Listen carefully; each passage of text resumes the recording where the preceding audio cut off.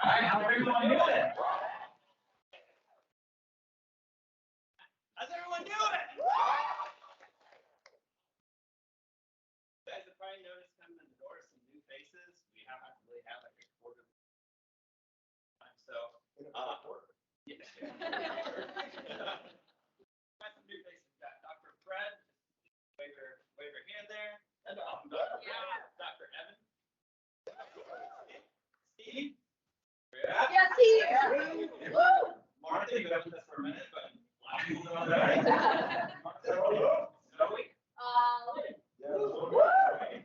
Welcome to the team, guys. I'm Emily.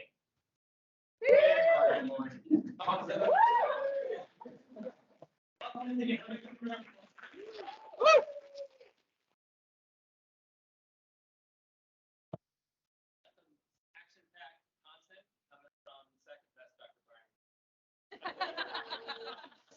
Now, and I'm going to get going.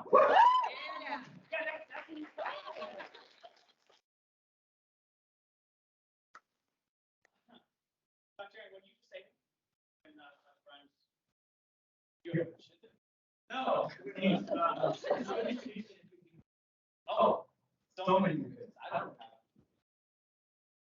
have. Yeah, it brings so much joy to me about that. And we were breaking down. The last time that I stood in front of all of you exclusively was 1 year ago. And so to see this group 30–40% larger, to know that people are streaming remotely, watching this, it's pretty humbling. So how do we begin most of these sessions? What do we talk about most of the time? Our patients. The why. Okay? Who do we talk about most of Our patients. Us. Our teams. Our team. Close, another person. That's our influencer. Steve Jobs. Where to start today? And trust me, like I was bummed. I thought I asked Steve because when you look at half the people in this room, some of you don't even know each other. You think I found a reason Steve taught us to buy these bees. So when Steve was ousted from Apple, Steve bought a small company called Pixar. And when Steve bought Pixar, Pixar was going through, they were migrating, they were changing office locations, and they were going to go into 3 separate buildings. They were going to have innovators in one building, there's computer science in another building, you're adding an execs in another building. And when Steve found that out, he nixed. Why? Because he knew that the team needed to be together. He knew that they needed to have a common meeting area. And he knew that great teamwork requires connection. And that's exactly the reason why we are here today. That's why you are logged in.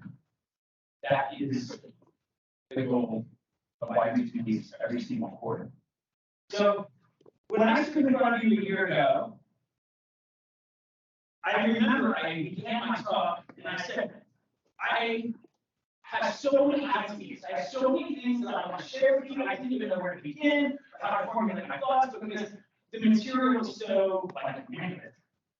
That is not the case today. I sent a message to Chelsea yesterday.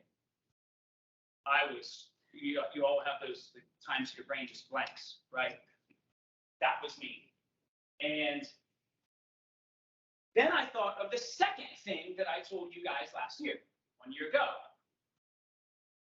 When I listen to material, when I uptake things, when I read, I have to do it over and over again. Like, when I listen to an audiobook or read a book, it's like I'm damn near reading the thing like 3 times over. Does anybody do that, or is it just me? Please tell me it's not just us. Yeah, who does it? Yes. Because your mind starts going all these different tangents and what you can do in your life and here and who can benefit from this. Then it dawned on me how we approach today.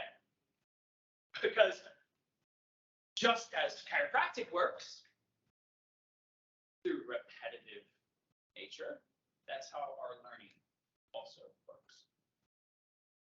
And although there's people in this room that have not heard the material that we're going to discuss today, there are plenty of people who have. But that consistency, like everybody who raised their hand and chimed in there, necessary to neuropattern that into your system. So that's where we begin today. The blueprint that we have shared with you, that we are going to share with you, it needs to be the foundation of everything that we do. So I want to discuss something. Over the last 4 months, last several months, really, I've taken on a different role. And I've been to 4 seminars in the last 4 months. And there's been one commonality between all of these seminars. And really, it's one word. And by the way, our seminar was by far the best. No questions asked. It might have been a Bethesda company. I heard this word so much that it was like becoming cliche in my mind, a fad or a commonplace. And nobody in this room is common by any way, shape, or form. In fact, I think the greatest service that we can do to the common man is make all men uncommon. But back to this word. I believe it was Javon who looked at all of you and asked you, is this your purpose? It's so vogue to me now. So I'm not here to talk about purpose. We are uncommon. Don't get me wrong, purpose is not unwarranted. Purpose is not unimportant. But maybe it's become a little bit of like a collective obsession. That if you feel like you sitting in this room don't have a purpose, can that potentially box you in? Could that make you feel isolated? Could it make you feel empty, insignificant? Because you go to these seminars, you hear these wildly successful people, and they feel like, they say, I found my purpose. You have to find your purpose. You have to look introspectively. And you might not have a purpose. You might not know what your purpose is. You might not be like me or others in this room who have learned that our purpose is to enhance the most magnificent thing ever found on the face of this earth, which is your brain. That's okay if you don't have it. So then I thought, if so many people are lost and they don't have their purpose, and so many of these speakers in these at the seminars talk about find your purpose, find your purpose, find your purpose. What are the attributes of purpose? Like, what did they feel to make them say, my purpose? You follow me? Like, what characteristics of purpose?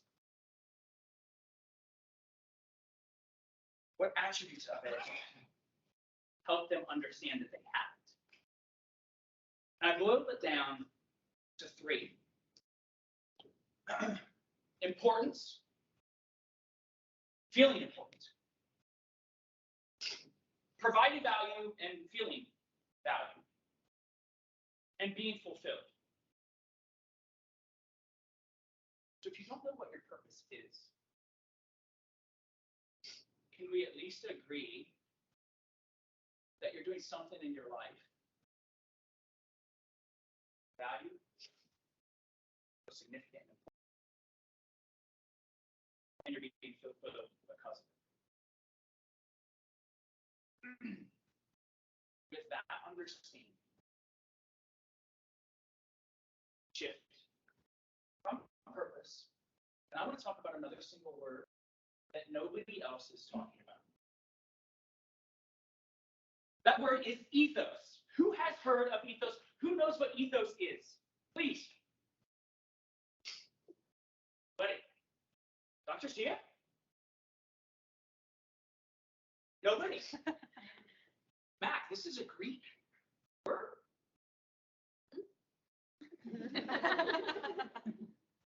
Ethos is the set of beliefs or ideas or behaviors of a person or a community of people.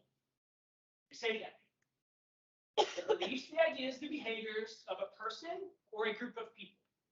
What does that sound like to you? Culture. Culture. Thank you. Who said it? Well done. Ethos is the characteristic spirit of the culture and community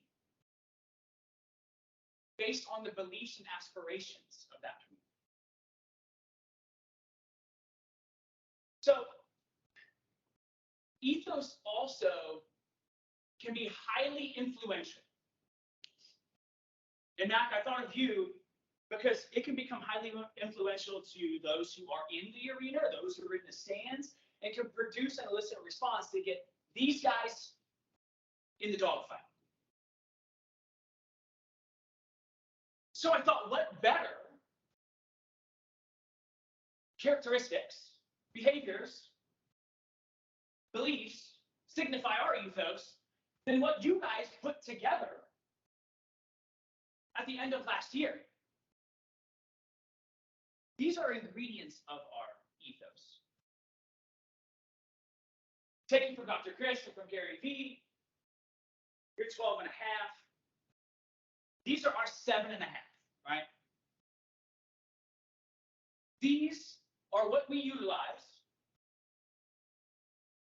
to bring health, happiness, and vitality to those around us, to us, to our patients, to our family, etc. So, I want a show of hands, and we're going to do this quickly. These are 8 ingredients. Dr. Chris, Gary Vee told us that we don't always cook with all ingredients. We might have a weak ingredient. By a show of hands, I'm going to run through the 8. You're going to raise your hand if you feel like it is our, as an organization's, weakest ingredient. Do you guys follow? Being authentic. First listen. Promoting transparency. Good. Honor vitalism. Cultivating community. Creating experiences. Give hope. Or sparking a revolution. Raise them tall. I would agree. That's half.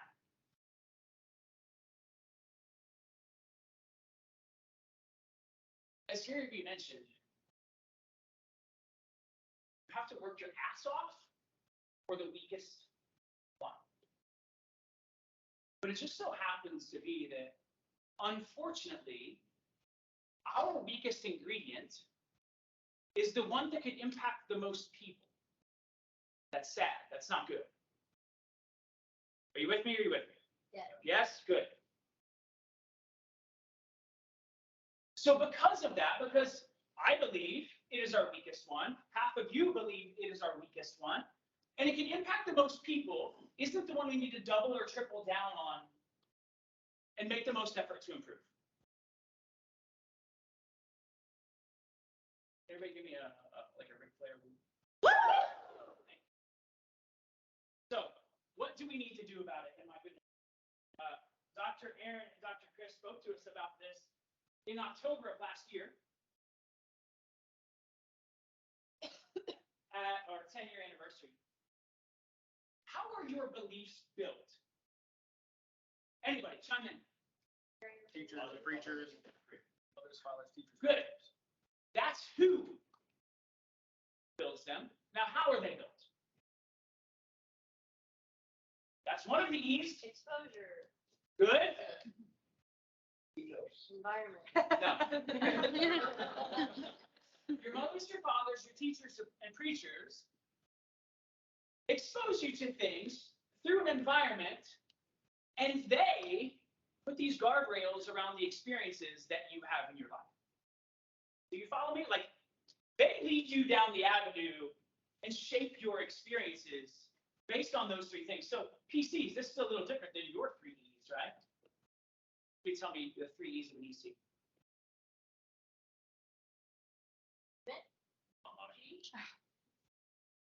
No. Empowerment. Yes, thank you. Little different than yours, but my goodness, they coincide pretty damn well. So if people have the belief that medicine heals and that chiropractic is just for back pain, how do you change it? So you have these experiences, exposures, and environments that alter the way you look at things, your perception. Audrey, you know that your perception alters your decision, which influences your actions, which creates your reality, which roots this core belief in something. And then that cycle perpetuates. And your core belief, you put yourself into experiences and environments and exposures based on your core belief, and you stay within that cycle. And most of the time, this cycle is vicious to a lot of people. So, how do you change it? I sound like Bill Esteve, right? Although Bill didn't tell us how. That's what how do you change it? What's the first? Different three E's. Yes. Change your perceptions. You change your decisions, actions, reality, and you change your core belief.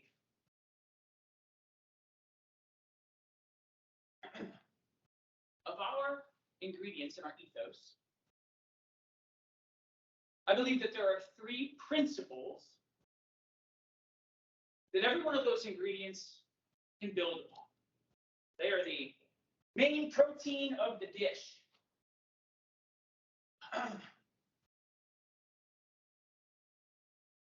And the biggest impact to your three E's. Who's seen this before? Yeah. This still wasn't easy for me. You must have the principle of absolute conviction of your care. But if this is the time that you think that I'm going to give you some scientific validation of chiropractic, you are dead wrong. Although, kudos to one in our audience, because the conviction that he didn't have is now built because he found that, did the homework himself, and learned now that chiropractic is for every single person at every single time. Through that. But you have ample resources and plenty of people next to you that can provide that. If you need it, reach out. But now I have a real question. I want to show of hands. Who has saved a life through chiropractic? Okay? Keep your hands up. Who has experienced some miraculous success of a patient or yourself through chiropractic? Thank you. Now, keep your hands up. Whose life has been altered or changed in some way, shape, or form by chiropractic? Then, thank you for your participation. Drop your hands. Then why in the hell are we saying could, maybe, can, possibly, probably, when we're speaking to a patient or to the public about the benefits that we can provide? Why do we have any shred of doubt? Why do you have any shred of doubt? I don't get it. Because 99 out of 100 of you, minus the people who are new and just joined our team, raised a or two hands there.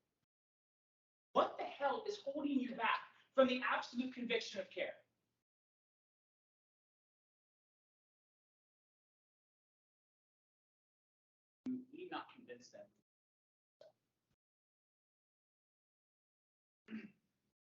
those of you who know this,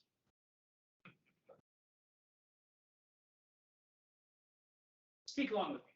Chiropractic, light gravity, works whether you believe in it or not. Our second principle is your endless and unwavering intent. What word is intent derived from?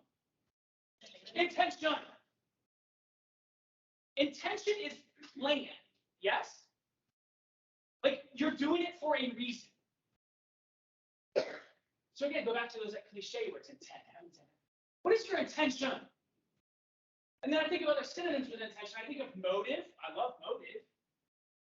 Because motive also means some physical movement, mechanical forces. Love that. So my question to you is, when a patient walks into your door, when they lay on your table, can your patients understand your intention without you having to tell them your why? Without you having to verbalize it?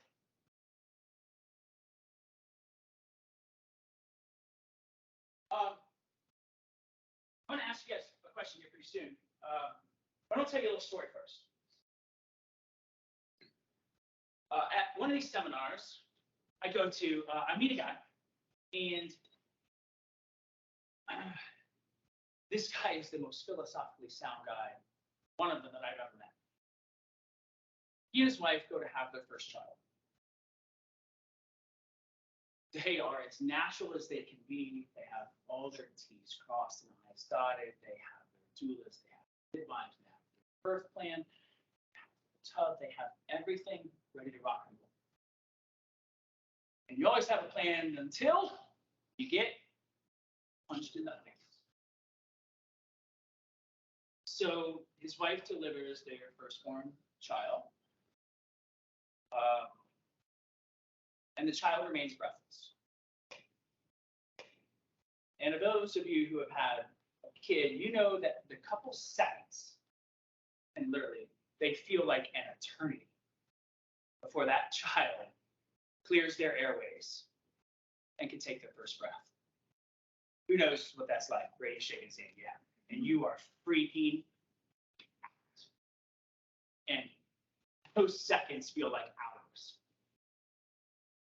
Except those seconds turned into more seconds. And he had in his birth plan that baby was going to lay right on mom's chest.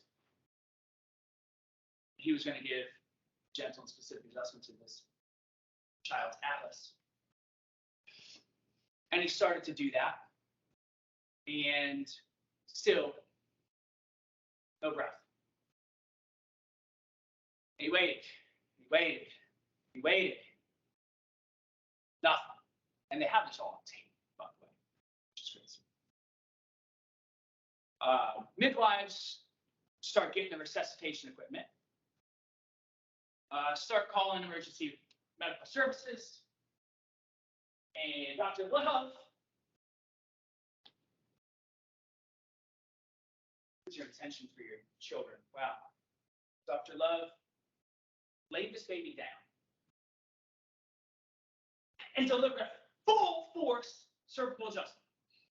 Then your cavitation in a newborn child, seconds old, minutes. Has this on video. Life still into his child. That is endless and unwavering intent. Right there. Matt shared a story in October about Cyprus, and I don't want you to share that story again. Cyprus was in this line of failure to thrive. Classified as it getting close, right? And you know what that leads to. That leads to development and a lot of other issues. So, Matt, if your child or you, your life is on the line, which one of our doctors' hands do you want? Aaron. Brooke. Yeah. Which one of our doctors' hands do you want on the line? Harding's. Chelsea. Harding's. Christina. Rick. Brittany.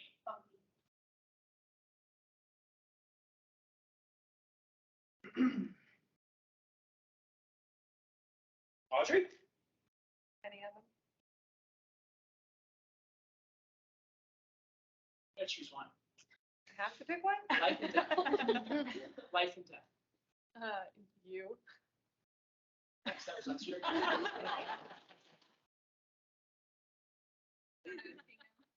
Somebody else needs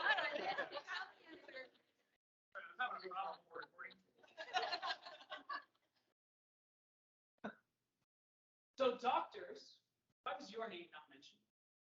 Would your team pick you?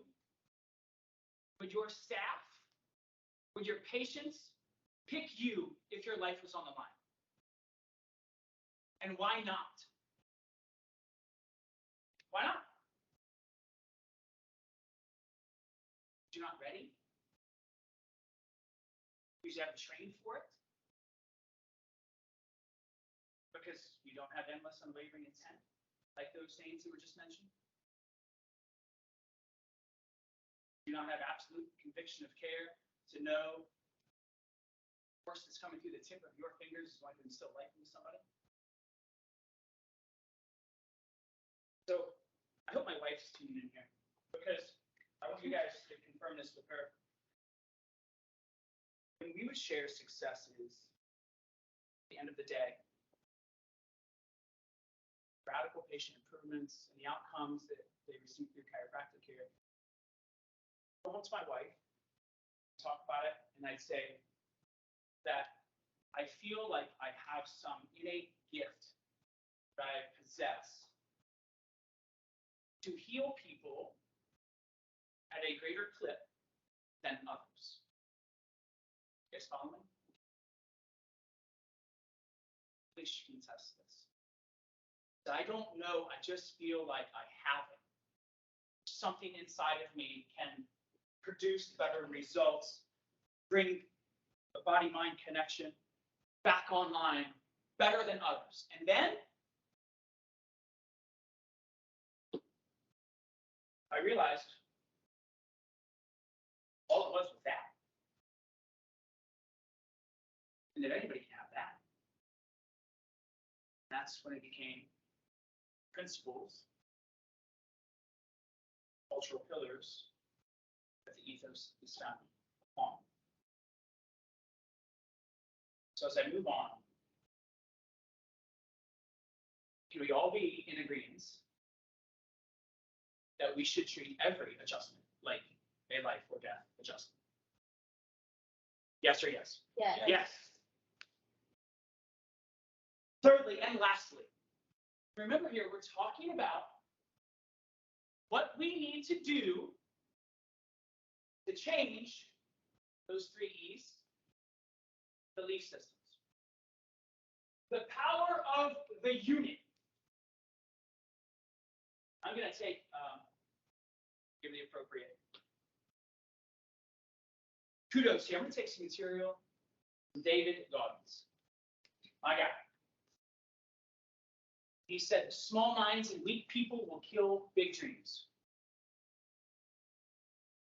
And that you might have clear goals, but if you have the wrong people in your life and on your team, they will suck the life out of you and ensure that you never reach those goals. He calls this a foxhole mentality. And then in the military, a foxhole is a fighting position, right? But in life, it's the people that you surround yourself with. It's the people who intimately know you. It's the people who know your past issues, who know your successes, your failures, who know your previous limitations. It's the people that understand you, that appreciate your mindset, and that will give anything possible to see you succeed. But it's because that it's a fighting position that it could also just as easily be your grave. With me? So I don't want somebody in my foxhole that lacks conviction or intent. I don't want them there.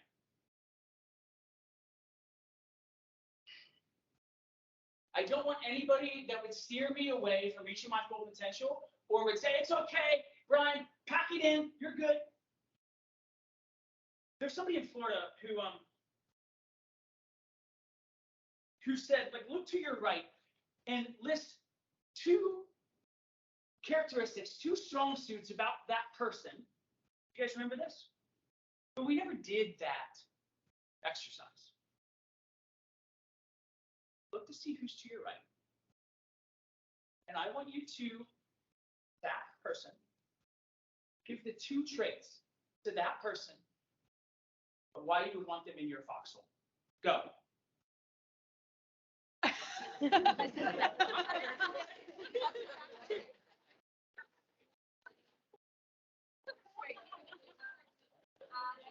stay focused or we laugh?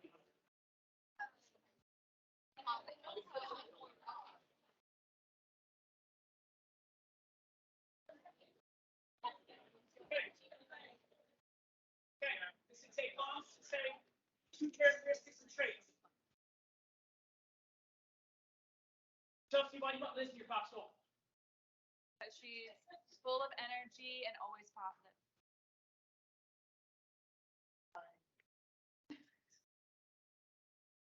Josh, why do you want Eric in your foxhole? She is an extremely hard worker. Is very reliable. Don, why do you want Ryan foxhole? He is the most competitive human being I've ever met. Determination to get better every day. See why we need to be very ambitious for our foxholes. Sure, as I've been chatting here, you think of somebody who's in yours and you have a high level of gratitude for that person. Now, who do you have in your foxhole that you shouldn't have in your foxhole? Who still believes in your antiquated belief system that you've maturated, evolved, and adapted from, that they're still doing those old habits? Those are the people who will be jealous.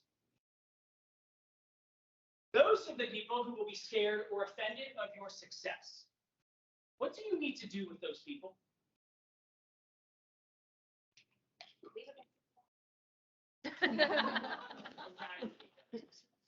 Fire them.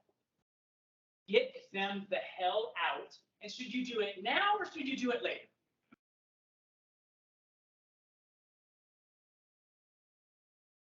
We go back to that word intention. Once you bring intentionality to this, the world will send you a ton of care packages full of opportunity.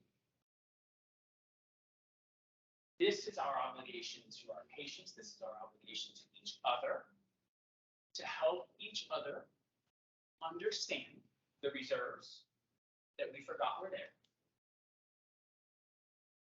and to help us give more. I've used the word several times, but those 3 principles, those aforementioned principles, are critical to our ethos, for which we must abide by to change belief systems. There's no other option.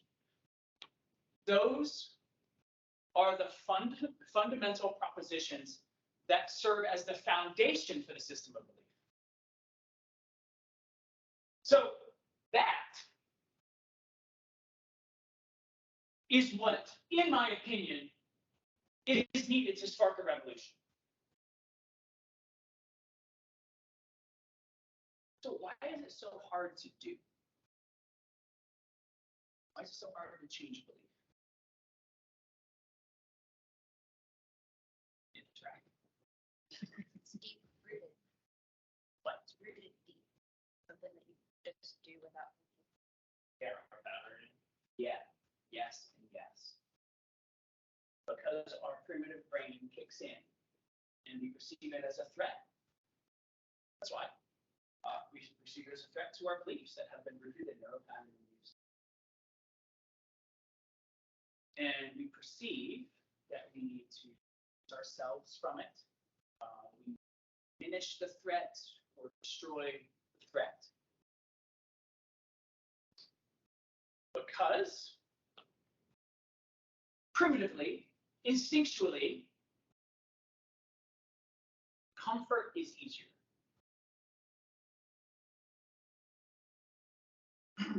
Doctors, I just shared with you guys earlier this week. Did you guys see an article that I posted in the Teams group? Out of it. Yeah. The commissioner of the FDA said that it's because of healthcare misinformation that we have a lower life expectancy. Say it again. The head of our FDA said that because misinformation spreads online, that's why we live shorter now than we did before.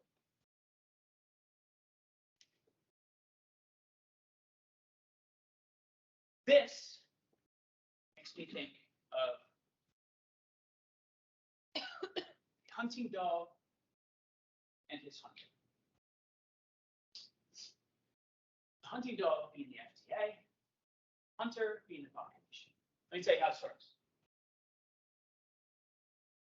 We get out in the woods. I'm the dog.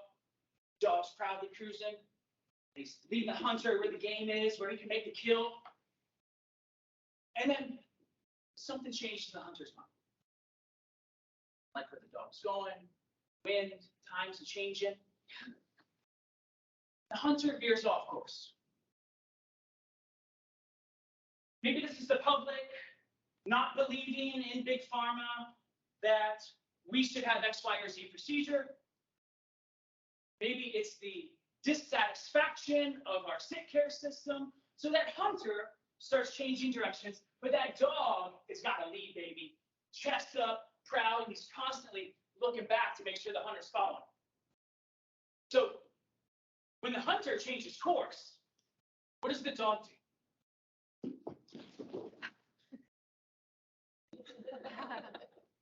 The dog changes his narrative so he can be in lead of the hunter. Changes his delivery model, changes his direction, but the intention of the dog changes. Be in the lead. Hunter follows. Do you think that's why Bill said that we're in the belief changing business?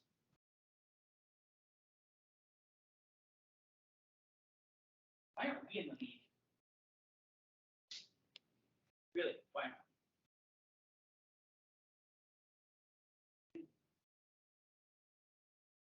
Lack conviction, we lack intent. Lack fitness, power leading. End on this.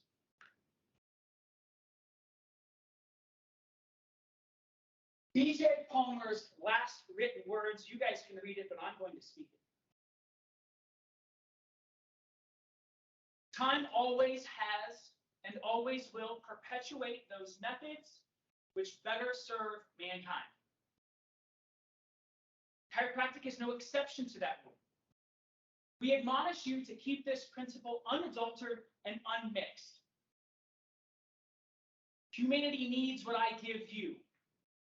Because out there in those great open spaces are multitudes seeking what you possess. The burdens are heavy. The responsibilities are many. Obligations are providential. But the satisfaction of relieving suffering and adding millions of years to millions of lives of millions of suffering people will bring forth satisfactions and glories with greater blessings than you think. Time is of the essence. Make your innates receive and act on that free flow of wisdom from above, down, inside out. You have in your possession a sacred trust. Guard it well.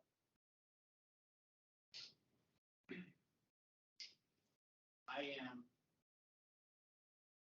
positively tired of seeing the quotes posted on chiropractic websites, vinyls on the walls that the chiropractor of the future, the doctor of the future, diet human brain, we're the doctor of now. Yes or yes? Yes. So guys, let me tell you that disruption, it's going to happen to you or because of you. It's as simple as that. And because iron sharpens iron, when I have you guys in my foxhole with me, how could I not stay in the fight?